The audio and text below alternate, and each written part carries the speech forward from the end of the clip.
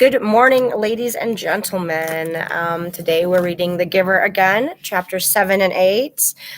Thanks for sticking with me. I hope you're enjoying the story. It is really one of the best overall books I've ever read as far as message and the images and just the idea of the fact that what is perfect in your world might not be perfect in my world. So there's really no such thing as a utopia. But today we definitely find out what Jonas's assignment is. So without further ado, let's get started. So if you'll remember, they're at the ceremony that occurs every year where the kids in their different age groups get different assignments or privileges or things that signify they're a certain age. So it is time for Jonas's group, the ceremony of 12, to begin. Now Jonas's group had taken a new place in the auditorium, trading with the new 11 so that they sat in the very front immediately before the stage. They were arranged by their original numbers, the numbers that they had been given at birth. The numbers were rarely used after the naming, but each child knew his number, of course. Sometimes parents used them in irritation at a child's misbehavior, indicating that mischief made one unworthy of a name. Jonas always chuckled when he heard a parent, exasperated, calling sharply to a whining toddler, "That's enough, 23. I remember when I get in trouble, my mom used to always call me by my full name, Alicia Renee Hannum. So it's kind of the same thing, I guess. Jonas was number 19. He had been the 19th new child born his year. It had meant that at his naming, he had been already standing and bright-eyed, soon to walk and talk. It had given him a slight advantage the first year or two, a little more maturity than many of his group mates, who had been born in the later months of that year. But it evened out, as it always did, by 3. After 3, the children progressed at much the same level, though by their first number, one could always tell who was a few months older than the others in his group. Technically, Jonas's full number was 1119, since there were other 19s, of course, in each age group. And today, now that the new 11s had been advanced this morning, there were 2 1119s. At the midday break, he had exchanged smiles with the new one, a shy female named Harriet. But the duplication was only for these few hours. Very soon he would not be an 11, but a 12. An age would no longer matter. He would be an adult like his parents, though a new one and untrained still. So that's interesting. They journey into adulthood when you get your career starts at 12 in this society, which seems a little young, but I guess for training purposes. Asher was 4 and sat in the row ahead of Jonas. He would receive his assignment 4th. Fiona, 18, was on his left. On his other side sat 20, a male named Pierre, whom Jonas didn't like much. Pierre was very serious, not much fun, and a worrier and a tattletale, too. "Have you checked the rules, Jonas?" Pierre was always whispering solemnly. "I'm not sure that's within the rules." We all know one of those, huh? Usually it was some foolish thing that no one cared about, opening his tunic if it was a day with a breeze, taking a brief try on a friend's bicycle just to experience the different feel of it, like his friend's bicycle is different than his. Excuse me. The initial speech at the ceremony of 12 was made by the chief elder, the leader of the community, who was elected every 10 years. The speech was much the same each year, a recollection of the time of childhood and the period of preparation, the coming responsibilities of adult life, the profound importance of assignment, the seriousness of training to come. Then the chief elder moved ahead in her speech. "This is the time," she began, looking directly at them, "when we acknowledge the differences. You 11s have spent all your years till now learning to fit in, to standardize your behavior, to curb any impulse that might set you apart from the group. But today, we honor your differences. They have determined your futures." She began to describe this year's group and its variety of personalities, though she singled no one out by name. She mentioned that there was one who had singular skills at caretaking, another who loved new children, one with unusual scientific aptitude, and a 4th for whom physical labor was an obvious pleasure. Jonas shifted in his seat, trying to recognize each reference as one of his group mates. The caretaking skills were no doubt those of Fiona. on his left. He remembered noticing the tenderness with which she had bathed the old. Probably the one with scientific aptitude was Benjamin, the male who had devised new important equipment for the rehabilitation center. He heard nothing that he recognized as himself, Jonas. Finally, the chief elder paid tribute to the hard work of her committee, which had performed the observations so meticulously all year. The committee of elders stood and was acknowledged by applause. Jonas noticed Asher yawn slightly, covering his mouth politely with his hand. Then at last, the chief elder called number 1 to the stage, and the assignments began. Each announcement was lengthy, accompanied by a speech directed at the new 12. Jonas tried to pay attention as 1, smiling happily, received her assignment as fish hatchery attendant, along with words of praise for her childhood spent doing many volunteer hours there and her obvious interest in the important process of providing nourishment for the community. Number 1, her name was Madeline, returned finally amidst applause to her seat, wearing the new badge that designated her fish hatchery attendant. That is not easy to say. Jonas was certainly glad that assignment was taken. He wouldn't have wanted it, but he gave Madeline a smile of congratulation. When 2, a female named Inger, received her assignment as birth mother, Jonas remembered that his mother had called it a job without honor. But he thought that the committee had chosen well. Inger was a nice girl, though somewhat lazy, and her body was strong. She would enjoy the 3 years of being pampered that would follow her brief training. She would give birth easily and well, and the task of laborer that would follow would use her strength, keep her healthy, and impose self-discipline. Inger was smiling when she resumed her seat. Birth mother was an important job, even if it was lacking in prestige. Jonas noticed that Asher looked nervous. He kept turning his head and glancing back at Jonas until the group leader had to give him the silent chastisement, a motion to sit still and face forward. 3, Isaac was given an assignment as instructor of 6s, which obviously pleased him and was well deserved. Now, there were 3 assignments gone, none of them ones that Jonas would have liked. Not that he could have been a birth mother anyway, he realized with amusement. He tried to sort through the list in his mind, the possible assignments that remained. But there were so many he gave it up. And anyway, now it was Asher's turn. He paid strict attention as his friend went to the stage and stood self-consciously beside the chief elder. All of us in the community know and enjoy Asher, the chief elder began. Asher grinned and scratched one leg with the other foot. The audience chuckled softly. When the committee began to consider Asher's assignment, she went on, there were some possibilities that were immediately discarded, some that would clearly not have been right for Asher. For example, she said, smiling, we did not consider for an instant designating Asher an instructor of 3s. The audience howled with laughter. Asher laughed too, looking sheepish but pleased at the special attention. The instructors of 3s were in charge of the acquisition of correct language. In fact, the chief elder continued, chuckling a little herself, we even gave a little thought to some retroactive chastisement for the one who had been Asher's instructor of 3s so long ago. At the meeting where Asher was discussed, we retold many of the stories that we all remembered from his days of language acquisition. Especially, she said, chuckling, the difference between snack and smack. Remember, Asher?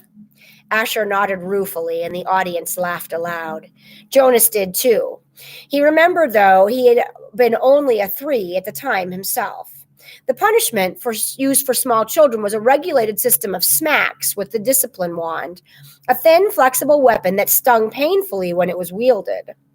The child care specialist would train very carefully in the discipline methods.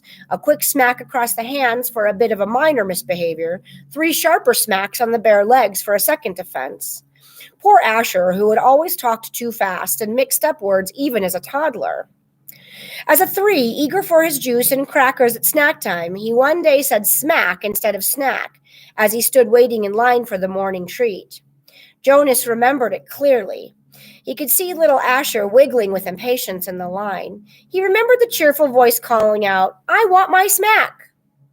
The other 3s, including Jonas, had laughed nervously. Snack, they corrected. You meant snack, Asher. But the mistake had been made, and precision of language was one of the most important tasks of small children. Asher had asked for a smack. The discipline wand in the hand of the child care worker whistled as it came down across Asher's hands. Asher whimpered, cringed, and corrected himself instantly. Snack, he whispered. But the next morning he had done it again, and again the following week. He couldn't stop, though for each lapse the discipline wand came again, escalating to a series of painful lashes that left marks on Asher's legs. Eventually, for a period of time, Asher stopped talking altogether when he was a 3. For a while, the chief elder said, relating the story, we had a silent Asher, but he learned. She turned to him with a smile. When he began to talk again, it was with greater precision. And now his lapses are very few.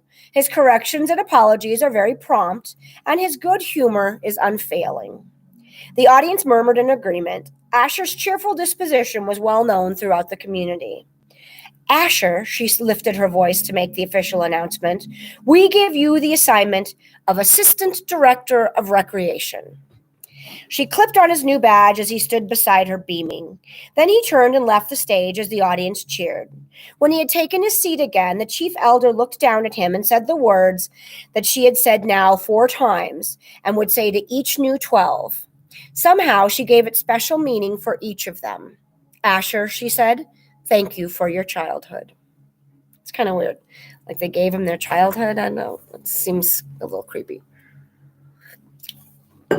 The assignments continued, and Jonas watched and listened, relieved now by the wonderful assignment his best friend had been given. But he was more and more apprehensive as his own approached. Now the new 12s in the row ahead had all received their badges. They were fingering them as they sat, and Jonas knew that each one was thinking about the training that lay ahead. For some, one studious male had been selected as doctor, a female as engineer, and another for law and justice. It would be years of hard work and study. Others, like laborers and birth mothers, would have a much shorter training period. 18, Fiona on his left was called. Jonas knew she must be nervous, but Fiona was a calm female. She had been sitting quietly, serenely throughout the ceremony. Even the applause, though enthusiastic, seemed serene when Fiona was given the important assignment of caretaker of the old. It was perfect for such a sensitive, gentle girl, and her smile was satisfied and pleased when she took her seat beside him again. Jonas prepared himself to walk to the stage when the applause ended, and the chief elder picked up the next folder and looked down to the group to call forward the next new 12.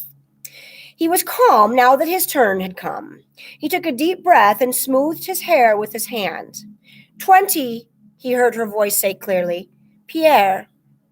She skipped me, Jonas thought, stunned. Had he heard wrong? No. There was a sudden hush in the crowd, and he knew that the entire community realized that the chief elder had moved from 18 to 20, leaving a gap. On his right, Pierre, with a startled look, rose from his seat and moved to the stage. A mistake. She made a mistake. But Jonas knew, even as he had the thought, that she hadn't. The chief elder made no mistakes, not at the ceremony of 12. He felt dizzy and couldn't focus his attention. He didn't hear what assignment Pierre received and was only dimly aware of the applause as the boy returned wearing his new badge. Then, 21, 22. The numbers continued in order. Jonas sat, dazed, as they moved into the 30s and then the 40s, nearing the end.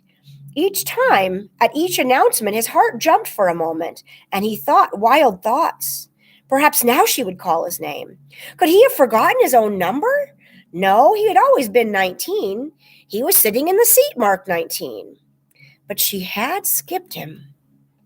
He saw the others in his group glance at him, embarrassed, and then avert their eyes quickly. He saw a worried look on the face of his group leader. He hunched his shoulders and tried to make himself smaller in his seat. He wanted to disappear, to fade away, not to exist. He didn't dare turn and find his parents in the crowd. He couldn't bear to see their faces darkened with shame. Jonas bowed his head and searched through his mind. What had he done wrong? So before we go on to the next chapter, let's think about it a little bit. Jonas is probably thinking that he's going to be banished from the community or that he is released, going to be released. But what could it be? What could be so special about his assignment that they're going to save it to last? That's the optimistic way of looking at it. And thankfully for Jonas, that is what happens. The audience was clearly ill at ease. They applauded at the final assignment, but the applause was piecemeal, no longer a crescendo of united enthusiasm. There were murmurs of confusion. Jonas moved his hands together, clapping, but it was an automatic, meaningless gesture that he wasn't even aware of. His mind had shut out all of the earlier emotions, the anticipation, excitement, pride, and even the happy kinship with his friends. Now he felt only humiliation and terror. The chief elder waited until the uneasy applause subsided. Then she spoke again. "I know," she said in her vibrant, gracious voice, "that you are all concerned, that you feel I have made a mistake." She smiled. The community, relieved from its discomfort very slightly by her benign statement, seemed to breathe more easily. It was very silent. Jonas looked up. "I have caused you anxiety," she said. "I apologize to my community." Her voice flowed over the assembled crowd. "We accept your apology," they all uttered together. "Jonas," she said, looking down at him, "I apologize to you in particular. I caused you anguish." "I accept your apology," Jonas replied shakily. "Please come to the stage now." Earlier that day, dressing in his own dwelling, he had practiced the kind of jaunty, self-assured walk that he hoped he could make to the stage when his turn came. All of that was forgotten now. He simply willed himself to stand, to move his feet that felt weighted and clumsy, to go forward up the steps and across the platform until he stood at her side. Reassuringly, she placed her arm across his tense shoulders. "Jonas has not been assigned," she informed the crowd, and his heart sank. Then she went on, "Jonas has been selected." He blinked. What did that mean? He felt a collective questioning stir from the audience. They too were puzzled. In a firm, commanding voice, she announced, "Jonas has been selected to be our next receiver of memory." Then he heard the gasp, the sudden intake of breath drawn sharply in astonishment by each of the seated citizens. He saw their faces, the eyes widened in awe. And still he did not understand. "Such a selection is very, very rare," the chief elder told the audience. "Our community has only one receiver. It is he who trains his successor." "We have had our current receiver for a very long time," she went on. Jonas followed her eyes and saw that she was looking at one of the elders. The committee of elders was sitting together in a group, and the chief elder's eyes were now on the one who sat in their midst, but seemed oddly separate from them. It was a man Jonas had never noticed before, a bearded man with pale eyes. He was watching Jonas intently. "We failed in our last selection," the chief elder said solemnly. "It was 10 years ago when Jonas was just a toddler. I will not dwell on the experience because it causes all of us terrible discomfort." Jonas didn't know what she was referring to, but he could see the discomfort of the audience. They shifted uneasily in their seats. "We have not been hasty this time," she continued. "We could not afford another failure. Sometimes," she went on, speaking now in a lighter tone, relaxing the tension in the auditorium, "we are not entirely certain about the assignments, even after the most painstaking observations. Sometimes we worry that the one assigned might not develop through training every attribute necessary. 11s are still children after all. What we observe as playfulness and patience, the requirements to become nurturers, could, with maturity, be revealed as simply foolishness and indolence. So we continue to observe during training and to modify behavior when necessary. But the receiver in training cannot be observed, cannot be modified. That is stated quite clearly in the rules. He is to be alone, apart, while he is prepared by the current receiver for the job which is the most honored in our community." Alone, apart? Jonas listened with increasing unease. "Therefore, the selection must be sound. It must be a unanimous choice of the committee. They can have no doubts, however fleeting. If, during the process, an elder reports a dream of uncertainty, that dream has the power to set a candidate aside instantly." Jonas was identified as a possible receiver many years ago. We have observed him meticulously. There were no dreams of uncertainty. He has shown all of the qualities that a receiver must have. With her hand still firmly on his shoulder, the chief elder listed the qualities. Intelligence, she said. We are all aware that Jonas has been a top student throughout his school days. Integrity, she said next. Jonas has, like all of us, committed minor transgressions. She smiled at him. We expect that. We hoped also that he would present himself promptly for chastisement, and he has always done so. Courage, she went on. Only one of us here today has ever undergone the rigorous training required of a receiver. He, of course, is the most important member of the committee, the current receiver. It is he who reminded us again and again of the courage required. Jonas, she said, turning to him, but speaking in a voice that the entire community could hear.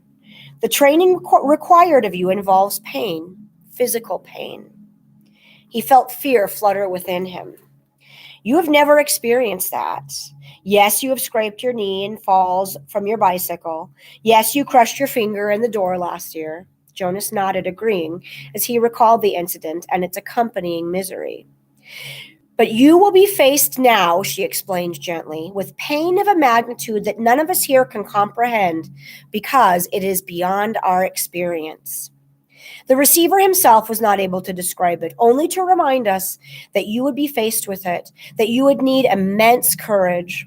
We cannot prepare you for that. But we feel certain that you are brave, she said to him. He did not feel brave at all, not now. The fourth essential attribute, the chief elder said, is wisdom. Jonas has not yet acquired that. The acquisition of wisdom will come through his training. We are convinced that Jonas has the ability to acquire wisdom. That is what we looked for. Finally, the receiver must have one more quality, and it is the one which I can only name but not describe. I do not understand it. You members of the community will not understand it either. Perhaps Jonas will, because the current receiver has told us that Jonas already has this quality. He calls it the capacity to see beyond. The chief elder looked at Jonas with a question in her eyes. The audience watched him too. They were silent. For a moment he froze, consumed with despair. He didn't have it, though whatever she had said. He didn't know what it was. Now was the moment when he would have to confess, to say, no, I don't, I can't, and throw himself on their mercy, ask their forgiveness, to explain that he had been wrongly chosen, that he was not the right one at all. But when he looked out across the crowd, the sea of faces, the thing happened again. The thing that had happened with the apple. They changed. He blinked, and it was gone. His shoulders straightened slightly.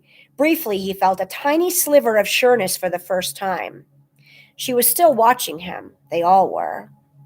I think it's true, he told the chief elder and the community. I don't understand it yet. I don't know what it is, but sometimes I see something, and maybe it's beyond. She took her arm from his shoulders. Jonas, she said, speaking not to him alone, but to the entire community of which he was a part, you will be trained to be our next receiver of memory. We thank you for your childhood. Then she turned and left the stage, left him there alone, standing and facing the crowd, which began spontaneously the collective murmur of his name. Jonas. It was a whisper at first, hushed, barely audible. Jonas, Jonas. Then louder, faster. Jonas, Jonas, Jonas. With the chant, Jonas knew the community was accepting him and his new role, giving him life the way they had given it to the new child, Caleb. His heart swelled with gratitude and pride. But at the same time, he was filled with fear. He did not know what his selection meant. He did not know what he was to become or what would become of him. So, thank you very much. As we get into Jonas's training, some of the passages are so beautiful, it makes you feel like you're there. And some of the passages are so painful that you feel like you're there, but you wish you didn't. So, don't dread it, though. It's definitely worth it overall. And I hope you're having a wonderful day. Hi, Daddy. And I hope to see you guys soon. Have a great one.